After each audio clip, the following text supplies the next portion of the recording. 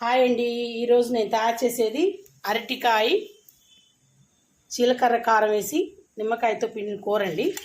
అరటికాయ అండి, ఒక 8 కాయలు, మీడియం సైజు కాయలు అరటికాయలు ఒక 80% ఉడకబెట్టుకున్నాను. పసుపు, కొంచెం ఉప్పు వేసి దీంట్లో జీలకర్ర, ధనియాలు, కొత్తిమీర, అల్లం, పచ్చిమిరకాయతో గ్రైండ్ చేసుకున్నామండి. 4 నిమ్మకాయలు, 3 నిమ్మకాయలు అండి ఇవి.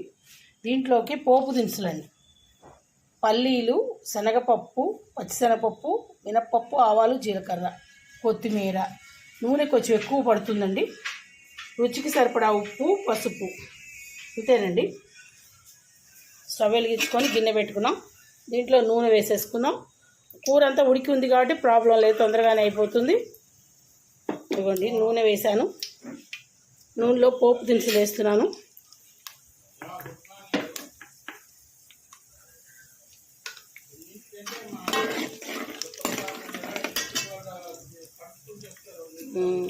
ఇది పోపు దినుసులు వేసాను. పోపు దినుసులు వేగంగానే దీంట్లో కొంచెం పల్లీలు, శనగపప్పు తక్కువ వేసాను. పోపు ఎక్కువ వేసుకుంటే టేస్ట్ బాగుంటుందండి. పోపు కొంచెం ఎక్కువ వేసుకోండి, వేసుకునే వాళ్ళు టేస్ట్ బాగుంటుంది.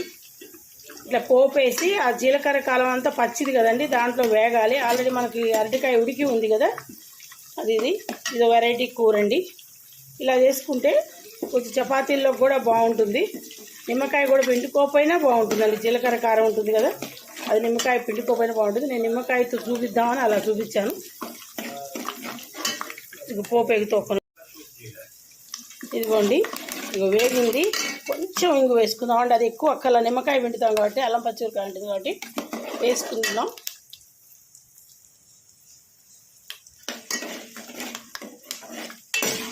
ఇది వేగితే దీంట్లో ధనియాల కారం వేసుకొని గ్రైండ్ చేసుకోవాలండి. ఎప్పుడైతే అల్లం పచ్చిమిరకాయలు వేసి నిమ్మకాయ పిండుతాం కదండి, అలా కాకుండా ఇవాళ ధనియాలు, జీలకర్ర వేసి కారం వేసి గ్రైండ్ చేద్దాం. అది గ్రైండ్ చేశాను.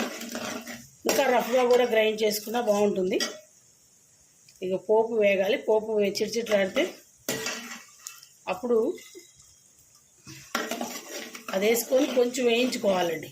ఆ పచ్చి వాసన పోయిన తర్వాతే అరటికాయ వేసుకోవాలి. చాలా ఇలా అరటికాయ ఉడకబెట్టుకొని చేసుకుంటే 2 నిమిషాలు అయిపోతుంది. ఇదిగోండి వేగింది.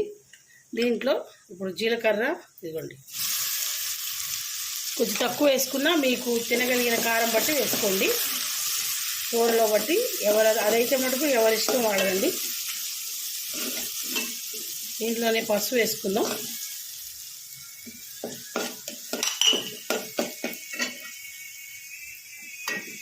పసుపు వేసుకొని కొంచెం సరే ఆయిల్ పైకి వచ్చేసింది. ఆయిల్ కొంచెం ఉండటం వల్ల బాగుంటుంది, అందుకని నేను ఇప్పుడు దీంట్లో ఉప్పు కూడా వేసేసుకున్నాం. ఉప్పు చూసి వేసుకోండి, అరటికాయలో కొంచెం వేసా కదా, చూసి వేసుకోండి.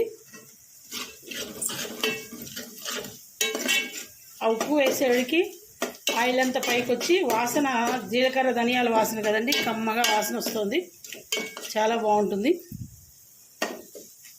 ఇప్పుడు మనం ఈ అరటికాయ అంతా వేసుకోవాలండి.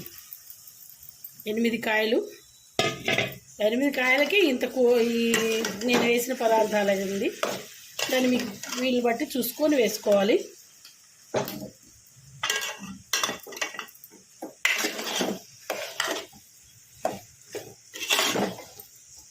బాగా కలుపుకొని మనం స్టవ్ బంద్ చేసిన తర్వాత 1 నిమిషం ఆగిన తర్వాత నిమ్మకాయ పెట్టుకుంటే బాగుంటుంది. పిండిగా మళ్ళీ స్టవ్ మటుకు ఆన్లో పెట్టుకొని పిండుకోవాలి. ఇదిగోండి, ఇప్పుడు దీంట్లో కొత్తిమీర వేసేసుకుందాం. స్టవ్ బంద్ చేసేసానండి. స్టవ్ బంద్ చేసేసి ఇప్పుడు నిమ్మకాయలు పిండుకోవాలండి. నిమ్మకాయలు ఒకసారి పిండి స్టాండ్తో చూపిస్తాను. ఇదిగోండి చూడండి ఎంత బాగుందో, చూస్తేనే అరటికాయ డిష్ అవుట్ చేసుకున్నాను. కొత్తిమీర వేసేసానండి.